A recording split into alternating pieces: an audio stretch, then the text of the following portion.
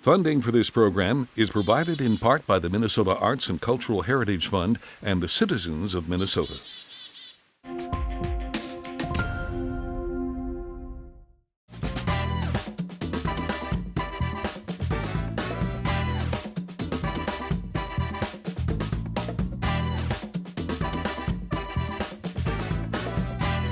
Coming to you from 125 Live in Rochester, Minnesota, Our Town.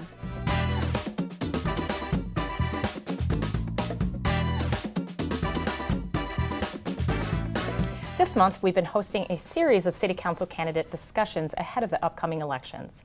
Today, we wrap up our series with the City Council candidates running to fill City Council presidential seat. We are joined today by candidates Randy Schubring and Shaun Palmer. All right, are you ready to introduce yourselves? Welcome to the both of you. I'm very excited to have you on the show. We're going to start with you, Randy, if you could share an introduction about yourself. Sure, thanks, Danielle. It's great to be here with you and Shaun.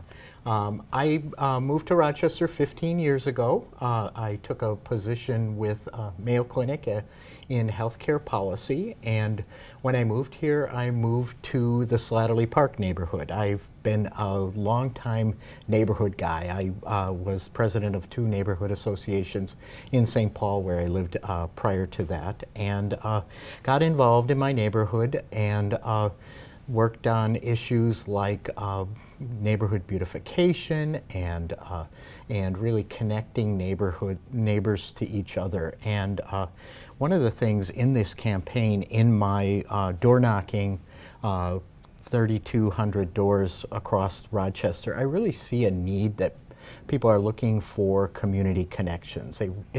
It's really something that helps us build trust and respect for each other. And so it's a key priority for me in my campaign for City Council President. And then in addition to that, I'm hearing about the need for affordable housing for everyone here in Rochester, as well as taking the opportunity with the huge investment that we're seeing in Rochester to broaden our tax base, broaden our commercial tax base to include other businesses. We all know that IBM isn't what it used to be here in Rochester, so looking to other businesses like med tech and distribution centers and small business to really bring in good paying jobs for everybody here in Rochester. Thank you so much, and thanks for sharing why you're running for office too. Same thing for you, Shaun, if you could share your introduction and why you're running for office. Well, I am Shaun Palmer, and I've watched Almanac on PBS since I was a little kid because I've always loved politics. I have 3 great kids, 2 of them here in Rochester, and my daughter's in La Crosse. She works for the Children's Museum, and her title is the Director of Fun. So I'm proud of her, and I'm proud of my other 2 boys. And so we decided to run for election. In 2018, I was elected to the 5th Ward City Council seat. I sat on that, then became re-elected in 2022. And when we ran for that election, we won that with 72.5%. It was nice to have that with the neighborhood. I've reached out to my neighbors at least 5 different times with what we call the 5th Ward report, send that out to people. I grew up here in Rochester. I went to Winona State, and a proud graduate of there. I have a degree in construction. And that degree will come in handy in the next 8 to 10 years as the city expands. And how do we work together with Mayo Clinic? How do we work together with private industry and private construction people? We did win the primary, very proud of that. We looked at that primary, and that was a big win for us back in August 13th. And I meet people when you're knocking on doors and you're talking to people, and they'll stop me and they'll say, "We voted for you." And you go, "Well, why?" These are always curious, and they said that number 1 was my 6 years of experience on the City Council. I've watched the City Council for 30 years, and then the second one is my construction experience, and then right behind that is the nonpartisanship of our City Council. That's important for us because we do have 2 state senators who represent Rochester, one from the Democratic Party and one from the Republican, and we don't have party designation here in Rochester on our City Council seats. So it's been a fun experience to be out there. We've raised a lot of money, $100 at a time. Over 320 people have given us contributions. We got over 400 signs out there in the neighborhood. Knocked on a lot of doors so far. We're knocking on doors right now as we speak. I have a bunch of volunteers helping me out with that.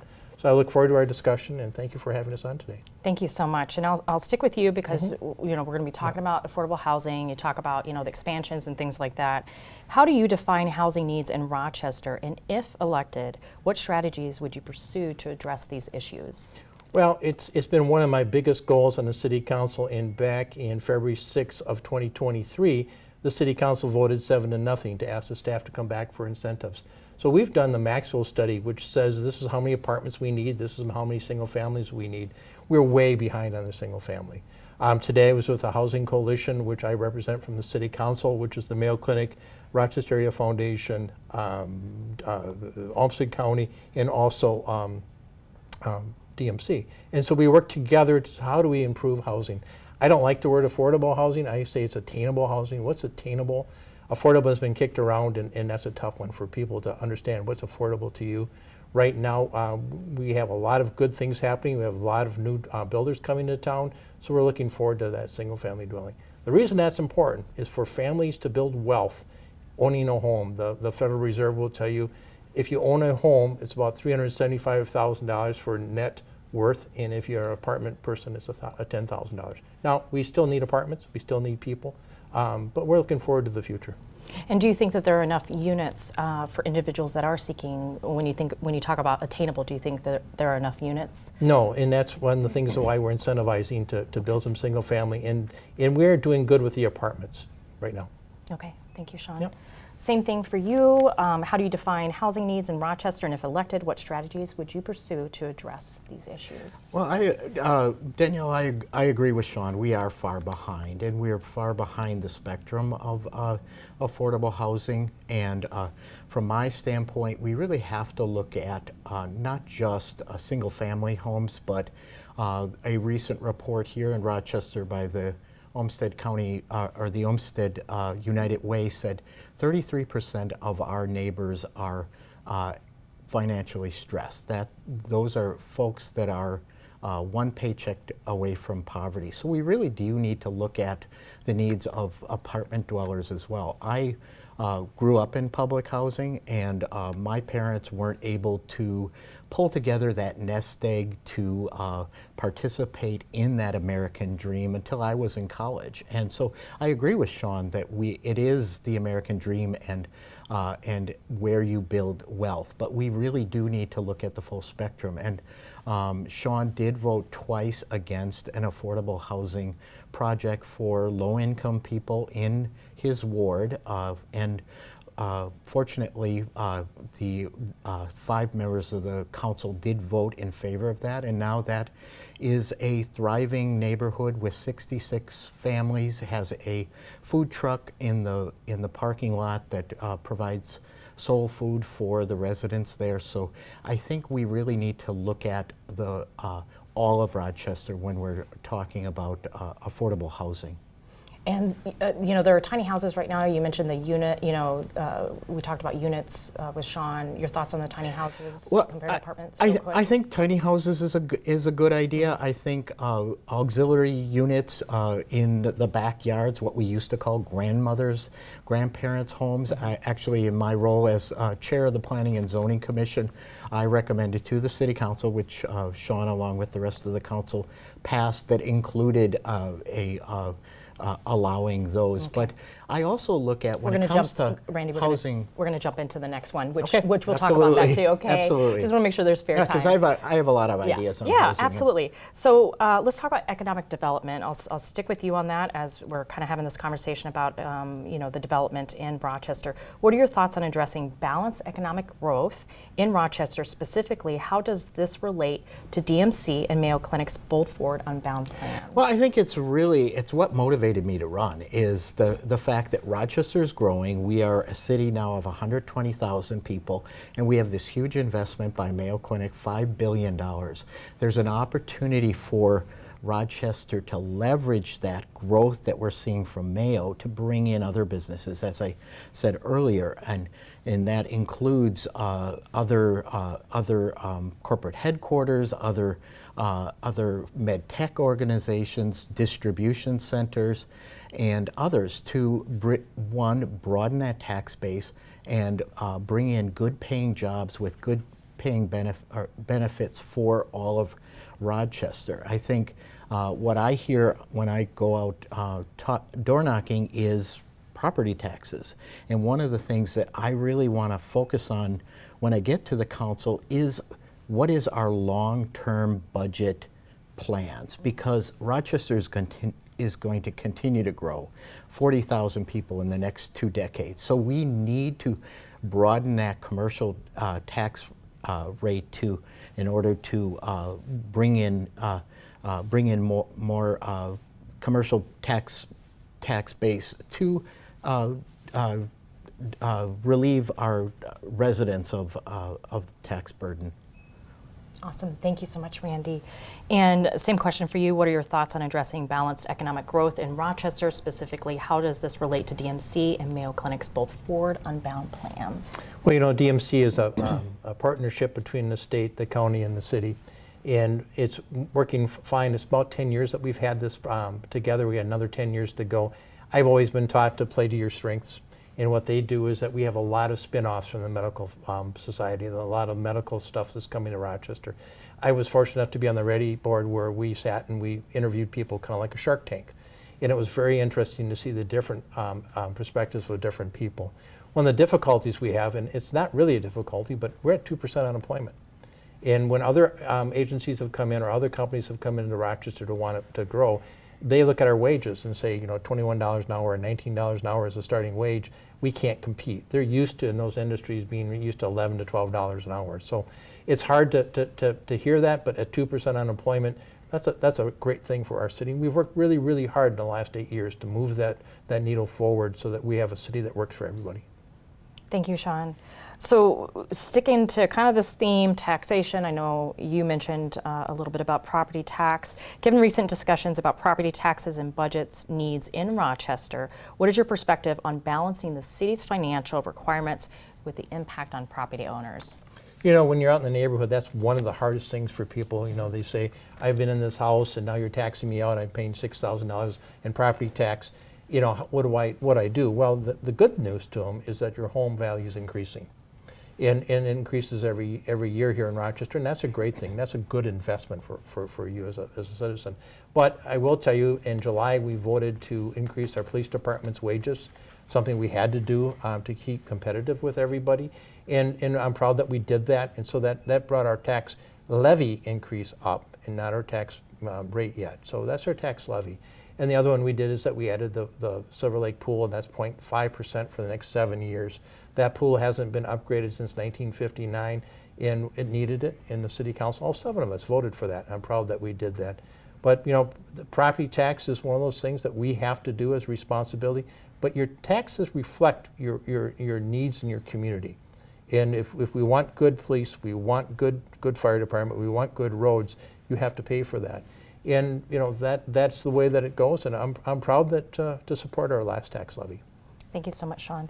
And same question to you, Randy. Given recent discussions around property taxes, hot topic, and budget needs in Rochester, what is your perspective on balancing the city's financial requirements and the impact on the property owners? Well, getting back to my last answer is, you know, we have to compete here in Rochester. We have to compete with other cities, like I said, to bring in other businesses. And Shaun seems to take a defeatist approach to competing for other businesses. He mentioned that our unemployment is low, but we do know that there are members of our community here who would jump at the chance of getting a job in a distribution center that pays $21 to $31 an hour with benefits and chance to advance. Another issue when it comes to our budget and competing, we need to compete at the state capitol for local government aid dollars. Rochester is a loser when it comes to local government aid. Duluth, Mankato, Austin all get a lot more than we do, and in some cases 10 times more the local government aid that you can use for your budget. And at a city council meeting just earlier this month, Councilmember Palmer said, "Oh, I don't think it's worth it to pursue legislation to get a better and fairer deal for Rochester. So from my approach, Rochester really does need to compete for business, for state tax dollars, and in other ways to bring out the welcome mat here in Rochester. Thank you so much. And speaking of, the welcome mat and all that, public safety is really key in Rochester. Individuals are speaking about that. As Rochester grows, what do you see as priority areas around public safety, and how should the City and Council engage with community members and law enforcement to support these goals? Well, and Danielle, like I said earlier, I am a neighborhood guy. I start at the neighborhood, I start at the block and street level, and it's so important to our residents that we have safe and thriving neighborhoods throughout the city, and that's why in a citywide position, I'm door knocking throughout the city. I think we have strong relationships between the community and police. I've talked to Chief Franklin, and the community policing programs that we have here in Rochester are great. I think we can do a better job of connecting our community to our police department to the safety net providers here in Rochester, the Landing, Salvation Army, Family Promise, those that provide services for people in need, and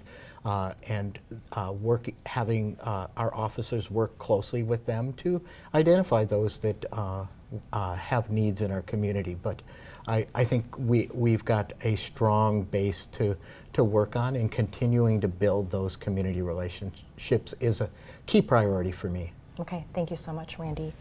And Shaun, just want to remind you, you can respond using your time to anything that Randy has spoke to as well. As Rochester grows, what do you see are priority areas around public safety, and how should the City Council engage with community members and law enforcement to support these goals? Well, when the police chief asks for something, you need to look at that. One of the examples would be the camping ordinance. In 2012, we started out with a resolution from the City Council. It became apparent that we needed to do a camping ordinance. We did this last year. It passed 4-3. We have a CAT team who goes out to the community and meets with all the different homeless people who are out there, and they meet with them and they give them the services that we need. And the rationale for the camping ordinance was to get people to go get services. I'm proud of the fact that the City of Rochester does a good job of investing in our police department. I'm glad that we do things like outreach up with them as the Safe City Nights. We do that in every one of the every one of the wards. And we go out there and people get to see police department, fire department, and ambulance people as people. And one of the things, if you study public safety, is how do we trust the police department, and how does the police department trust the community? And that's what those programs do, and that's why we invest in that. We invest in our officers to have a body camera. Not everybody in the state of Minnesota has that. That's an investment that we take. And you talk about, Mr. Schubring talked about LGA. I've worked very hard in the last 8 years to get LGA, the last 6 as a city council member. Bloomington doesn't get it. There's 850 cities in Minnesota.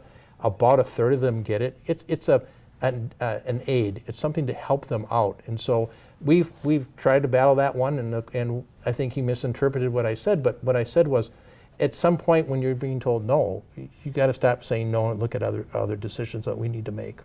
Thank you, Shaun. I'll stick. Can I just add just something? One on second. LGA? You can respond in just a moment. Let me ask this question real quick, and then you can use your time for that. Okay. So related to the arts, nonprofits, the strong community present with that. What do you think is the City Council's role in establishing oversight and transparency for nonprofits receiving city funds? Well, that's a great question. I am on and have been for the last 6 years in the Oversight Committee. And if you remember back in the Civic Theater time, they were having troubles and they were almost bankrupt. And so we used to give our nonprofits the money January 3rd. And then we now decided to do it every quarter so we can keep a track on the budget and see how they're doing. So we sit down, we look at the budget, we make a recommendation to the City Council of, yes, this organization is meeting our needs, and we do that. A little background on it, we have money that we give to associations or groups that the city cannot do themselves or would be better done by a nonprofit.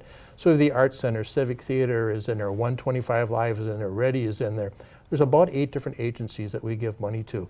And we review that as a subcommittee, and we make that recommendation to the City Council, and we do that every quarter. Thank you so much, Shaun.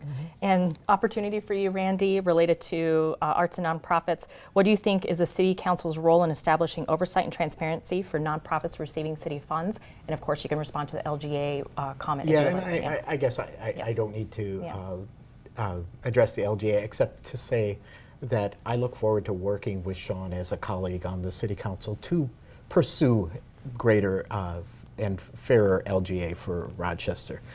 When it comes to the arts, I mean, I think it's important that we have transparency, but I also think, again, that it's important that we really build our arts community and take advantage of what we have to offer here. One thing that I'd really like to see us do is really build out the Chateau to its premier status and work on creative ways to bring in sponsorships from arts communities and really make it a destination where we can have acoustic music that complements the Civic Center, the Civic Theater, and other arts providers here in Rochester, and make it added to the destination that Rochester can be for the arts community. Thank you so much. So if elected to serve as president of the City Council, what are your top priorities for the city, and how do you plan to collaborate with both the community and other council members to achieve them? That's a great question, Danielle. Well, my top priorities really come from what I'm hearing at the door when I talk to people, and it starts with community connections throughout the community, so that our constituents know they can come to me with any issues that they have citywide. And then it's also really working on the issues that I hear about, affordable housing across the board for Rochester residents, bringing in good paying jobs beyond healthcare to here to Rochester, and then also making sure that as a city we're thriving and respectful. And working with my colleagues, I look forward to working with Councilmember Palmer and others to really build on where we see our common goals and seek common solutions, and then respectfully make decisions on moving Rochester forward. Thank you so much, Randy. Same question to you, Shaun. If elected and served as president of the City Council, what are your top priorities for the cities, and how do you plan to collaborate with both community members and other council members to achieve them? Well, I think that what I've learned in the last 6 years and watching for the last 30 years is that you need to go out in a community and listen to what people have to say, but you have 6 council people there who you need to listen to, and the mayor. And they have their ideas, they're out in the community listening to things, and I would meet with each one of them every month to find out what they're hearing and what they need to get done, and set policy that everybody wants. It's not what I want, it's not a policy that I look forward to, but as a council person, you need to see how everybody works together for what's the betterment of Rochester. And I've done that. I was in the Environmental Commission for Olmsted County. I was the president there. Been president of the Camp Olson Board. I've learned things on that. I was on the Ready Board, or the ROCOG. I was president last year on that. That was one of those things that you learn. How do you deal with different people at different times? One of the things I've said this before is that the mayor of St. Cloud goes out and meets at different parks and different places, and then also he's done 24 hours. So, go out in the community and sit there for 24 hours and listen to the shift workers and listen to people. I have done it when I've been on the City Council. Again, I did my 5th ward report. I've gone out, been on the Baylor report. I'm on the Carol C radio show once a month when I'm not running for office. And so you go out and you listen to different people. And I think the biggest compliment that I've got as on the City Council is that I'm a good listener.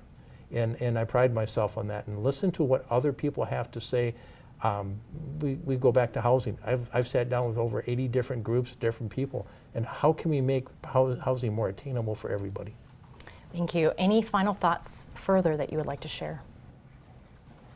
No, it's being on the City Council, in my experience, and being there for the last 6 years is an honor. It's a privilege to serve your neighbors. And when I worked at the Dan Abraham Healthy Living Center, I worked there teaching semi for 13 years, and people would walk by and say, "Hey, good job." or no, you're kind of a goofball on that one, or have you thought about this? And I don't think people realize that we're very open to listening to what people have to say. We don't always agree, but we don't have to be disagreeable. And so that I think is an important thing for people to realize. You know, part of the problem with government, period, is that we'll have an event to listen and not many people show up. North Broadway is a good example. As soon as we bring the shovel to rip up the road, people will call and say, what are you doing and why are you doing this? And we've worked on it for 3 years. So I'm proud of Rochester. I'm proud of what I've done in the last 6 years in the City Council. I'm looking forward to moving ahead as Council President. So thanks for the time. Thank you, Shaun. And Randy, any final thoughts? Well, one, thank you, Danielle. Thank you, Shaun, for having us here today. I am just so thrilled about the campaign that we've had over the last 5 months. It's a wonderful opportunity to get out there and knock on people's doors and ask them what they want to see for our city. And I'm hearing about speeders going down the street and snow plows and the bread and butter of city government, which I'm very excited about. And then also what they want to see for the future. Rochester is a growing community. When I moved here 15 years ago, we had 90,000 people. Now we're 120, and we're expected to grow by even more over the course of the next 2 decades. So it's really important that we're smart, intentional, and inclusive about our growth.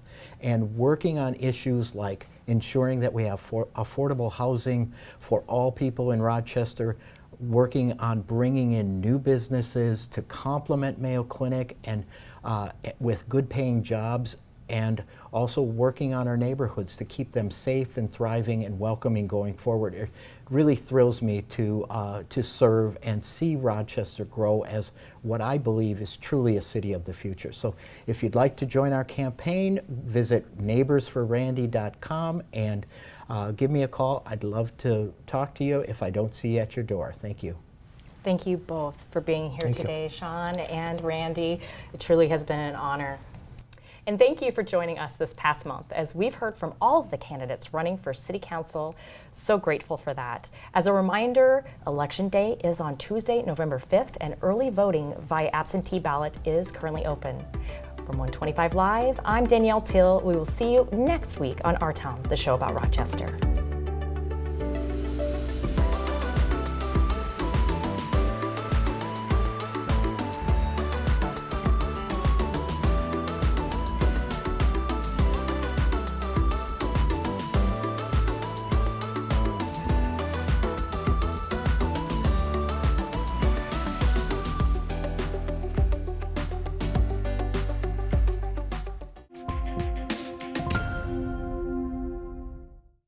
Funding for this program is provided in part by the Minnesota Arts and Cultural Heritage Fund and the citizens of Minnesota.